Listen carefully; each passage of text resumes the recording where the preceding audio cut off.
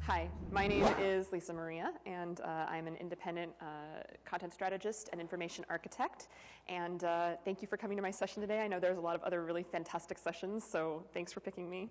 And big thanks to BlendConf for having me here today.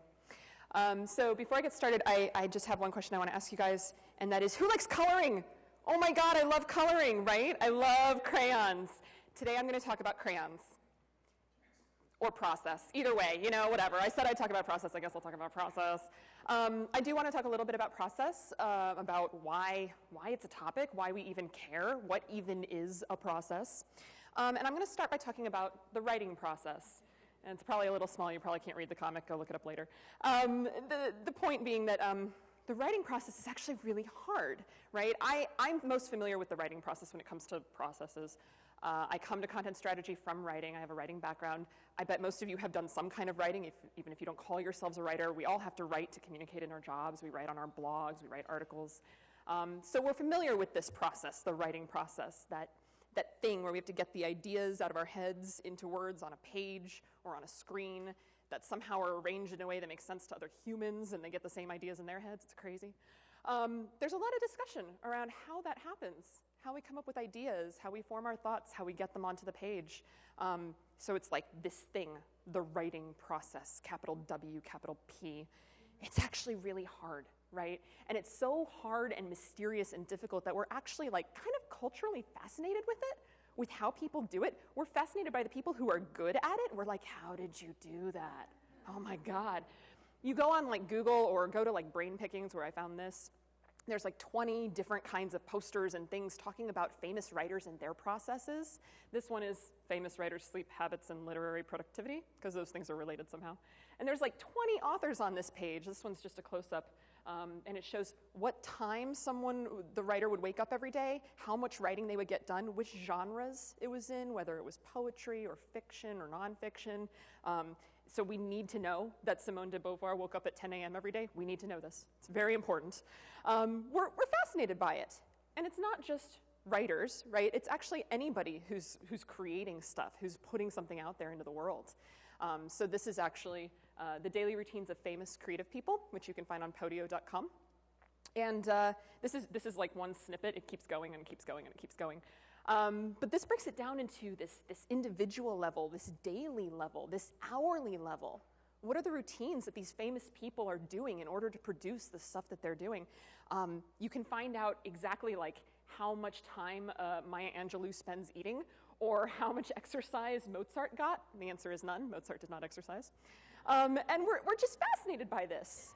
And it goes beyond the people, too. It goes beyond the creative output. We're actually, I think, as a group, as humans, fascinated by how we create anything, right? How we make everyday objects. This is why, like, doesn't the Food Network have like 5 different television shows about like how Twinkies get made, right? So you can go into the factory and you can see like this is exactly what happens on the conveyor belt, the assembly line process. We're fascinated by how objects are created. We love going behind the curtain, right? Going behind the music. We like to peek back there and see what's happening. So let's see if I can get this to work. Wait, there it was. Oh, my mouse. Play, let's watch some. Oh, there's no audio. I'm sorry. There it is. The audio is important, guys.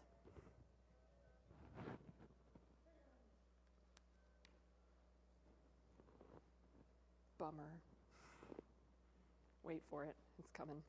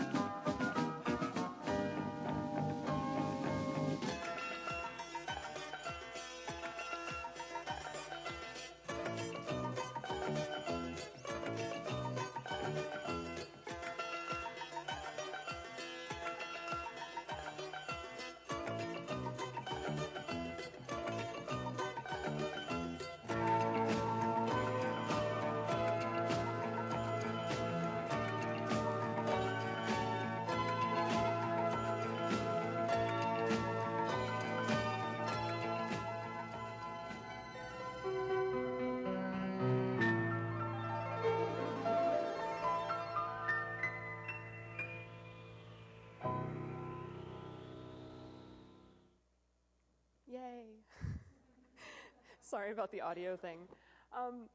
So I ask again, who likes coloring? Who doesn't like coloring? That is amazing. I love that video. I love the music, so thank you for fixing the audio.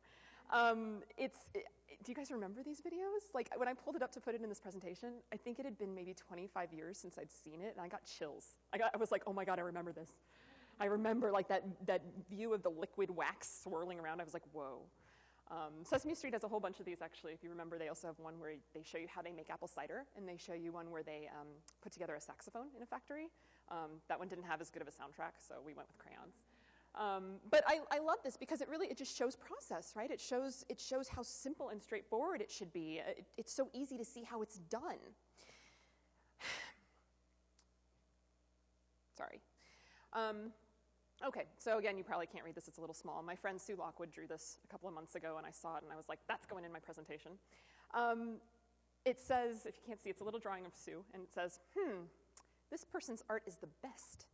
If I buy the same paper they use, I can also be the best. And she acknowledges that that's maybe not the smartest way to go about it, right? It's stupid thoughts. But that really kind of sums up, I think, why we're sort of always looking at other people's processes, why we're like always trying to figure out like how people do the things they do, because we are kind of hoping to capture some of that magic for ourselves, right? Maybe we know rationally that's not how it works, but no, really, that's how it works, right? Right, guys? If we just follow the same sleep schedule as Kurt Vonnegut, or we drink the same whiskey as Ernest Hemingway, we will absolutely see the same results. Totally, that's how it works. I mean, we just need to adopt the same rituals and totems and voodoo and pencils as everyone who's been successful at these things and will be successful too. Because ultimately, that's what we're trying to do, right? We're trying to copy process, learn process, make sure we have a repeatable and sustainable process because we want repeatable and sustainable results, right? We want to know that the process that we're about to embark on, whether it's to create words or paintings or music or code, is going to yield something useful and effective at the end, right? We want the same perfect box of crayons every single time. So a couple of weeks ago, content strategist Jonathan Kahn posed a question on Twitter about workflow and process and just sort of said, what do we mean when we talk about this in content? What are we talking about when we talk about process? There was a fantastic Twitter conversation that followed, and if you go to that link later, super tiny link, if you go to it later, you can see actually the entire timeline broken out, but I'll include a couple of responses he got here. This one comes from strategist Bus Evers, who said, a repeatable process for creating content with predictable steps, roles involved, and short time frames, not necessarily in the CMS. So what I really like about that is he's talking about that repeatable aspect. He's talking about it for its predictability. He mentions the roles and the timing, and he also takes care to break it outside of the tool. Like, it's not just about the content management system. The process is actually something that happens beyond that, in addition to that. Another response came from strategist Clinton Forey, who said, for me, workflow is the end-to-end process of content creation, from editorial inception to sunset, defining roles and duties. So again, he's talking about the tasks, he's talking about who's involved, and that beginning to end kind of full picture, cyclical, looking at how that works. So when we think of the content process, this is probably what we're usually thinking of. First, we get an idea, right? We're inspired. We're like, I'm going to put that on my blog. It's going to be great. Or, I've got a great idea for the company blog or some new content we're going to put on the homepage or whatever. We get an idea, and we make it happen. I thought a lot about what icon to put there. I was like going to put like a paper and pencil, and then I was like, we don't really do that anymore, do we? Do we start that way? I always start on the keyboard these days. So there's my keyboard drawing. And after we create it, we go through some kind of editorial approval review process, whether that's sending it to your boss so they can say, yeah, that looks good, put it up there, or it's just you creating something for your blog. I hope you at least read it once over before you put it on the internet. Some kind of review occurs, and it gets approved. So we can hit that button, right? We can put it out there, it can go live, it's on the web, awesome. And then there's some kind of governance in place where we look at the responses, we read the comments. We don't read the comments, we never read the comments. We govern it somehow. We have a sense of when it's going to come down, when we're going to archive it, how we're going to promote it, whatever happens next. And of course, the cycle continues, right? Because it is a process that keeps going on and on and on. Thing is, it doesn't always look like that in reality, right? We know there are some stumbling blocks in the way. It's not always perfect like that. And unfortunately, making content happen isn't like a crayon factory, which is a shame because it looks so color-coded and perfect. In fact, it's sort of disappointing to me. It sort of came as a rude surprise because part of why I got into content strategy, I don't know about anyone else, but was because I was hoping it would solve my problems, right? I was doing it so that we could prioritize content earlier in the process, so we could get away from lorem ipsum, so we could start asking the hard questions about our website right up front. And so after all that work, it's a little frustrating to realize that there are still challenges, that we haven't solved everything. So we have challenges like things are just moving too slowly, right? We have these like roadblocks in the way. It's like pulling teeth to get the content ready, or we're still doing it at the 11th hour. We're seeing bottlenecks forming around certain steps, or maybe we don't have a clear line of communication with our subject matter experts. Whatever it is, it's just taking longer than we'd expect it to. Or maybe we're seeing unexpected gaps in the process. Maybe we don't have the right people in the right roles. Or maybe the steps that we're taking on are happening out of order. Or like they're a little fuzzy, like we're not totally sure what happens in step 3 or who owns it or who's responsible for it. Or we're using some interesting workarounds to try to get things done, right? I think many of us are just hacking our systems on a regular basis just to get our jobs done every day. Sometimes those workarounds are so intrinsic to the process that we're doing that we don't even realize they're a workaround anymore because they're just what we do. Maybe you're skipping your editorial review phase because there's a committee involved and it's just too many cooks in the kitchen and you just aren't ever going to get things published if you keep doing that step. Or I have a client who their CMS was hard to use, so instead of publishing to the CMS, they just decided they'd make all their updates in Facebook. That's fine, right? That works. It's a workaround. Or I had another client who every time they had to make a change, they would have to put in a ticket at the help desk. So in order to get more attention from the help desk, they would enter like 50 tickets at once. That's a good way to make friends. So there are workarounds, right? We're all putting some kind of workaround together. Or maybe your tools are broken, right? Maybe your CMS is just terrible. That happens. Maybe in your search for tools that really work, you've just ended up taking on like 20 tools and none of them really do a job, but you've got all these tools now, so everything should be better. Or maybe you have a lot of documentation that's living in like 100 different places and none of them are collaborative. You know, broken tools. The thing is, when all of these little slowdowns occur and these little bottlenecks and these little breaks in the thing, it adds up, right? It becomes really overwhelming and we get in over our heads, and crayons should not be this hard, you guys. They're crayons. When we're working on a less than ideal process, we end up spending our energy putting out fires instead of spending it on content and building a website, right? Doing our jobs. When we're fighting with our tools, when we're dealing with internal miscommunications, when we're just doing the bare minimum to get by, yeah, the publishing's happening, the content's getting on the website, but we're miserable and exhausted, and our teams are miserable and exhausted. So Jonathan Kahn joined in his conversation on Twitter and added, "It sounds like the workflow is one way that we can add value to the content creation process." And he's absolutely right. Content strategy didn't lie to us, okay? It didn't lie. It actually has the answers. We just need to follow through on it a little bit more. We actually have the skills, right? Whatever it is that we're already doing in-house for our clients, for our organizations, for our teams, we can take those same skills and apply it internally, like looking at our own process. Whether you are a content strategist, a marketer, a copywriter, a designer, a developer, an information architect, whoever you are, you affect the content process in some way, or the process affects you, right? So you're a stakeholder, right?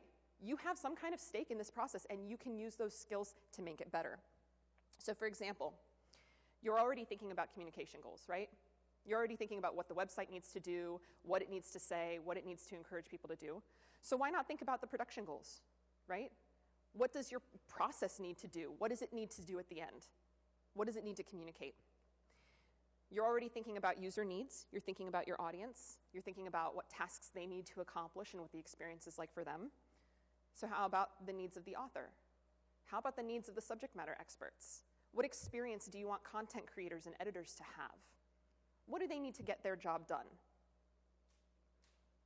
You're thinking about inventories. You might even be creating content audits. So how about a process audit? Can you look at your process, figure out what works, leverage that, look for what's redundant, look for what's outdated, look for where there are gaps. If you're already thinking about the tools and the channels that the content has, that your website has, what about writing and editing tools? What tools are you using to get that job done? And what channels are being used internally? How is the content moving through the system?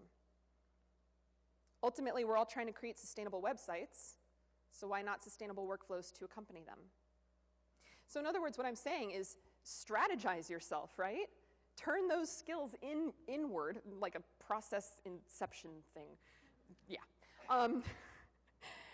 And think about whether this is what we're doing, right? Like this is what we totally agree this is what we're doing, right? We're all doing this all the time. It's so perfect. It works just like that. No, it does not. Real talk o'clock, you guys. We have to be honest with ourselves and our team about what our process really looks like, because we can't start to fix it if we're starting with an inaccurate view, right? So this is the process we want to have. This is our ideal. But what about what the process really looks like? So I'll tell you a story. Earlier this year, I started a content project with a small university, right? A small university with a very big website. And when I say very big, I mean we stopped counting pages when we got to 50,000. Yeah, it's fun. So we began by talking to the stakeholders in the process. We wanted to know about their process, you know? Does it look like this? How does it happen? How do they make content? How do they publish content? What happens to the content once it's on the website? We talked to 100 people, everyone from help desk to administrative assistants to subject matter experts, professors, deans, people at all levels, anyone who was involved. And we thought they would say something like this, a variation, yeah, some changes here and there, but it would more or less be like this. And then it wasn't, right? You might recognize some of these challenges. First, there was no inspiration step to speak of. That was a nice idea, wasn't it? Content was really happening more like, the dean says this is going on the site, so it's going on the site now, click, done. You know, not really a chance to be creative, not really a chance to get inspired. It's not like anyone was sitting around going, what should we do on the department blog? No one was really doing that. So there was a strategic step missing, right, where they weren't really thinking through what kind of content needed to go up there. Then we found out there was no editorial process. Turns out the content management system they were using didn't let you preview or change the content once it was in there. So they had to publish it and then go back and check for typos and accuracy and brand voice. So instead of going back and doing that, they just weren't. They were just publishing. It's fine. It's fine. I'm sure it's fine. Also, there was no governance. No one actually knew what we meant when we asked them about that. What do you mean, take down the content? What does that mean? If they wanted content to go away, they just unhooked it from the navigation, but it was still out there. And what happens when you don't have an editorial process or a governance plan is people just keep publishing stuff. And that's how you get to 50,000 pages. And none of this even takes into account the fact that the CMS would sometimes just crash on a daily basis. Other various technical slowdowns, difficulty working with the marketing department or with IT, or they simply didn't have enough people, there weren't enough writers or editors, or they just didn't have the skill sets needed to use the CMS, or they just didn't have enough hours in the day. And that's kind of what the process really looked like. I hope this isn't super familiar. I hope you guys have something better than this, but I think this is closer to what we really deal with, right? This is sort of what we are really using. So how do we get out of this stop sign infested awesomeness? We start by mapping our reality, right? Looking at the process as it's actually happening and tracking that. Like I said before, auditing your process, looking at it as it exists currently, and trying to figure out what is it? What's that accurate picture? So you can start looking at things like roles and responsibilities, right? You want to think about, do you have a writer, an editor, a CMS specialist? Do you have subject matter experts who are involved? Where does the designer live in this process? Do you have content creators? What are the terms you're using to define those roles? And then what are the tasks that are assigned to each of those roles? What responsibilities do they have? Does the writer also publish in the CMS? Are there multiple editors, and are they assigned different writers or different stages in the process, or maybe different subjects? When does a designer actually interact with the CMS itself, or do they just talk to the writer? What are these things, right? And it's nice to kind of keep it I want to say like static and say like writer does this, editor does this, because people come and go, right? Your writer might leave, you might get new editors, whatever, but you also want to think about who these people actually are, because they are part of the process, right? It's really nice to just think writer does this, but if your writer works part-time, that's going to change your timeline, right? If you realize you only have one CMS specialist and they're about to go on maternity leave, that's a thing that's going to affect your process. So you want to be thinking literally, who are the people filling those roles? Who are the people taking on those responsibilities right now? And of course, you want to look at the timing. How long does it take the content to move from stage to stage? How long is it with each person? How long is it going to take the whole picture, right? From start to finish, what does that process look like? So that the next time someone says, hey, we need this on the website this afternoon, you can say, actually, we can't do that, and here's why. And of course, you want to look at the tools, which of course, we always want to go, CMS, that's our tool, right? That's the thing we're going to look at. But there's more than the CMS, right? There's also, how do you create the content in the first place? Do you use collaborative editing tools? Are you putting things in Microsoft Word? Are you putting things in Google Drive? Are you using Basecamp? Are you using Slack? Are things happening offline that you don't even know about? You're using tools that are company chat room, you're writing content in email, I don't know. Think about all those tools, right, that come into play here. And once you have a sense of all of those things, you want to make it visible. Whether that means just writing it down, right, step by step, step 1, here's what happens, step 2, this is what happens. Maybe you make an outline.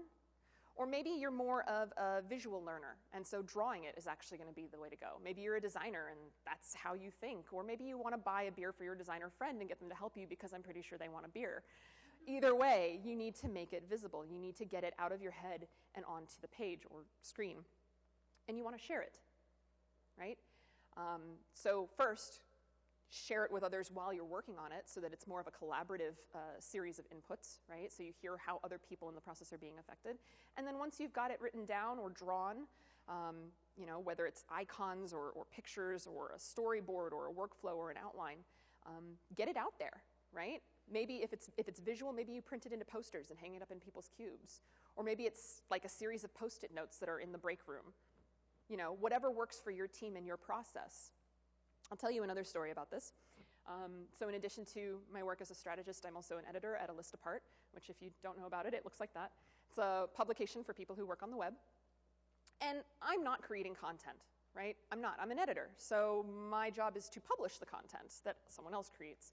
So I have to shepherd it through from its sort of germ of an idea with an author into the editorial phase, then into production, and then finally get it up on the web like that. Now, we're a small staff, right? We all work remotely. We all have day jobs. This is not our priority. And no matter how much we love it, I wish it was a priority, but we have day jobs. And that meant that our process is a little informal, right? And when I joined, I found out that actually our process varies a little bit from editor to editor. So makes it hard to onboard someone, as I found out firsthand. I kind of showed up going like, okay, I'm going to be part of A List Apart. What is the A List Apart way? Teach me. I will adopt it as my own. And it turned out that every editor had a slightly different way, so I had to learn like 4 different ways, put that in my head, make some kind of amalgamation there, and then create a 5th way, which is exhausting and took a long time. It also means that we don't have consistent expectations, right? Because every editor is reaching out to authors in a slightly different way. They're doing steps in a slightly different order. They're using slightly different timelines. And while we're always getting to the end product, we're getting articles done, we don't have consistent expectations, which means it's really hard to predict what we were going to publish in our next issue. So it'd be nice if we could figure that out, right? It'd be nice if we could get a process that was actually more unified and more formal and actually consistent. So we decided to write it down. Novel idea. We just opened up a Google Doc. That's all we did. And the editorial staff just took turns kind of writing in there like, here's what I do, step 1, step 2. And then someone would come in and say, you do that? I don't do that. That's good. I could use that. And someone else would say, oh, I do this, but I do it at a different stage. And then someone else would say, oh, this step over here looks a lot like this step over here. We could combine those. And so it wasn't even about the writing down of the process that was important, but it was about sparking that conversation. It was the first time that the entire editorial staff had thought through, as a group, what that process looks like from start to finish. My God, it was great. It was fantastic. I can now tell you what we're publishing 3 issues out. Yes, so great. Do not underestimate the value of that. So it created a lot of really good consistency and even expectations. So in addition to that stuff, what else did we learn? What did we learn? Well, the process of mapping something out, right, of thinking through it, making it visible, sharing it, making sure it's accurate, really gives you some insight into the specific obstacles that you're running into. And I think a couple of themes emerge from that. The first is there might be a disconnect on your team or in your organization. And by disconnect, I mean the strategy or the editorial vision hasn't been shared across all levels, or hasn't been clearly articulated across all levels, or maybe just doesn't have buy-in at all levels. So what's happening is maybe you're getting content requests that are completely ignoring your constraints, like they're not respecting the timeline or the lack of resources, or maybe you're seeing team members who are having trouble adapting to change because they haven't been told why they should change or what the result is going to be. Disconnects reinforce silos, right? So then there's not as much communication between the tasks or between the roles, and that's where we see that problem of articulating the vision. Or maybe there's some disorganization within your team. Maybe the right people aren't in the right roles. Or maybe you're not having enough meetings, you're probably having enough meetings, but you're not having the right meetings, right, with the right people.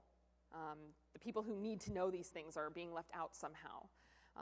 So you might see bottlenecks forming around not steps, but the people themselves. Or maybe you find yourself rewriting the content when it comes to you because there's a really uneven voice that hasn't been explained throughout the team. Or maybe your subject matter experts don't feel connected to the end product. They don't understand what their role is in the process. Maybe you have a resourcing issue.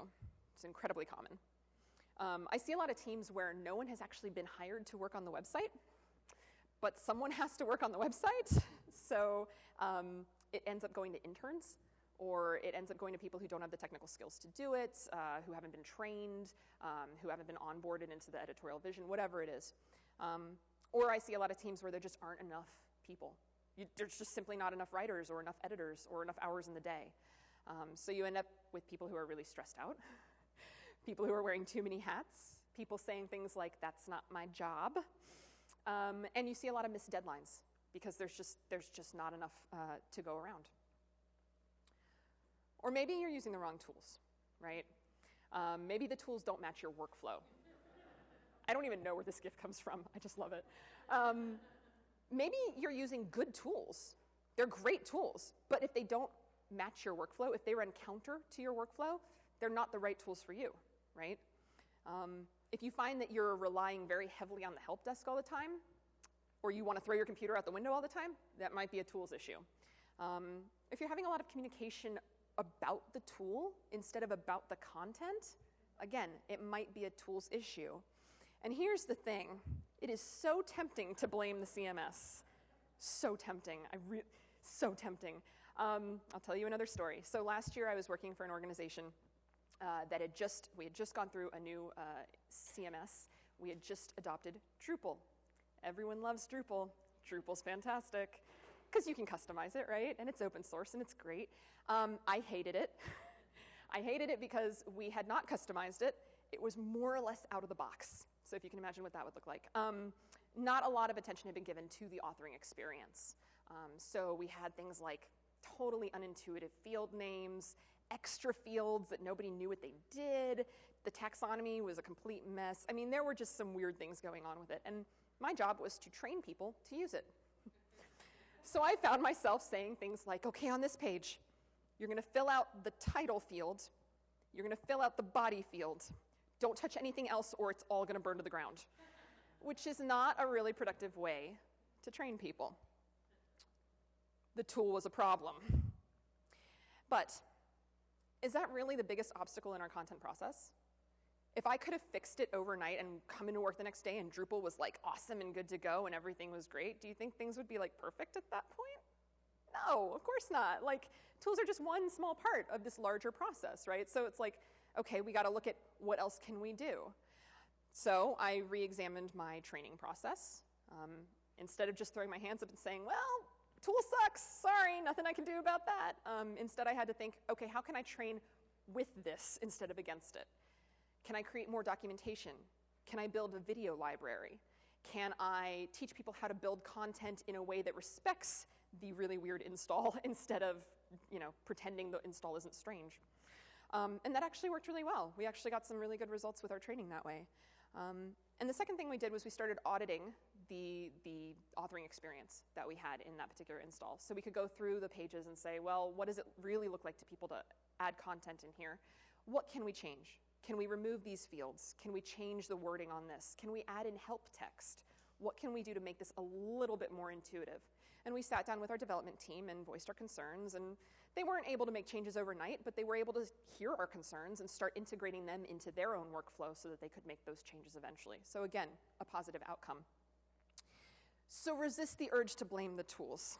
They matter, but they are not the same thing as the process.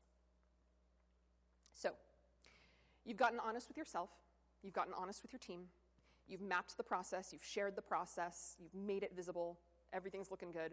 Where do we go from here? One more quote from this Twitter conversation.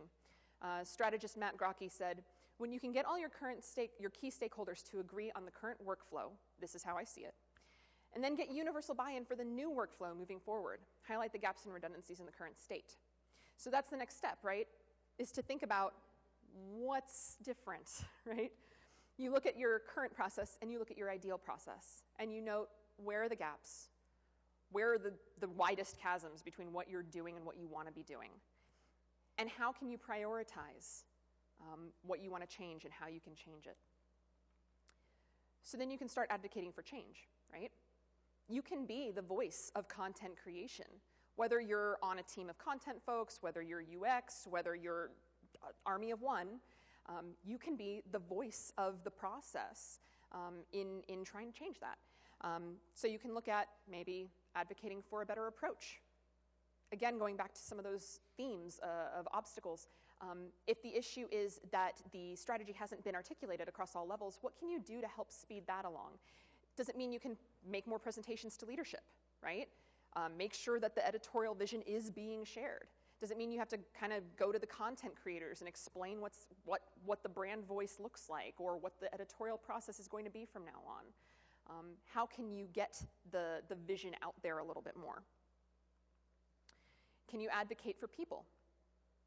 Can you divide the tasks that go into the content process in a way that plays to people's strengths, right? Can you make sure that the people who are good at writing on the web are doing the writing on the web?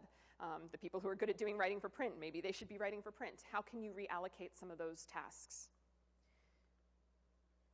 Can you advocate for resources?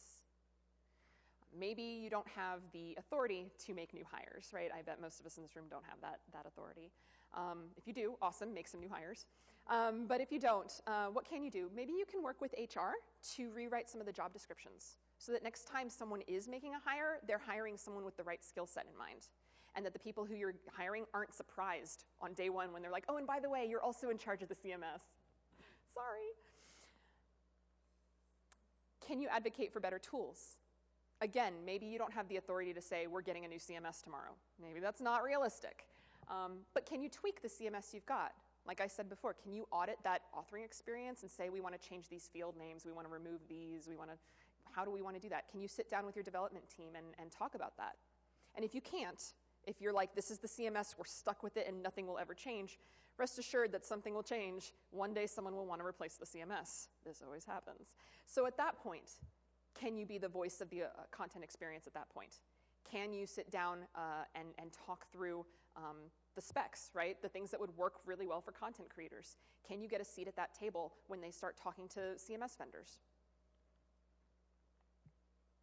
And start making changes where you can, right? It's not about the huge sweeping changes. It's not about hiring new folks and getting a new CMS. It's really about those little changes. It's really about iterating on that process over time, right?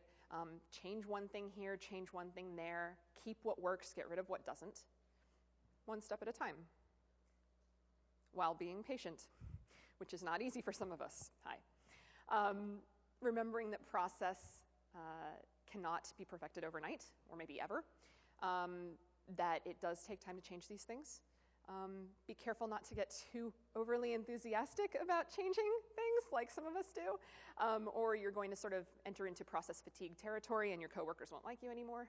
So little things, be patient. Be calm. Iterate at a pace that your team members can appreciate. This is not easy. It involves other people, obviously. Your process impacts a lot of people impact your process.